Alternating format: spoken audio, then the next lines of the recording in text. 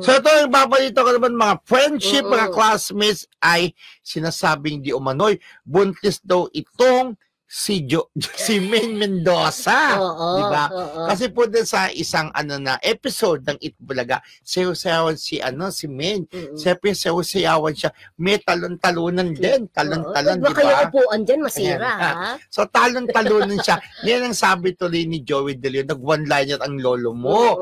Sabi, wag ka masyadong magagagalaw. Sabi niyang gano'n, di ba? Na ngayon hindi magagagalaw, inisip ng mga netizen na, ay, siguro ayaw paggalawin kasi nga buntis, di ba?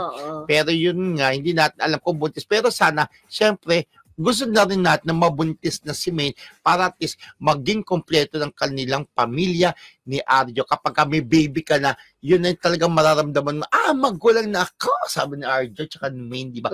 Pero yun nga, nagwa 1+1 na yung mga netizen. Lalo na, nung ganyan din sinabihan din before ni Joey De Leon si Paulina, huwag ka masyadong magagalaw, sabi niya ni Joey.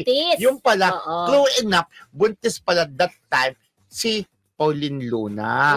Di ba? Ngayon, second baby na nila ni Bossing, di ba?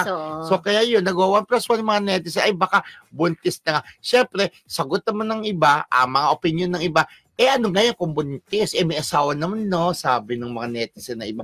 Totoo naman. Pero ako happy kung magiging buntis na si Maine Mendoza, di ba? Iba pa rin yung pakiramdam kapag isa ka ng ganap na ina. Sabi nga, what is the essence of being a woman, di ba? Naalala mo yun? Yung tanong, Susmita Sen, siya po yung nag-title. Yung dito ginanap yung ating Miss Universe, that was 1996 if I'm not mistaken. 1995. 95 ba? Yung Charlene Hathaway?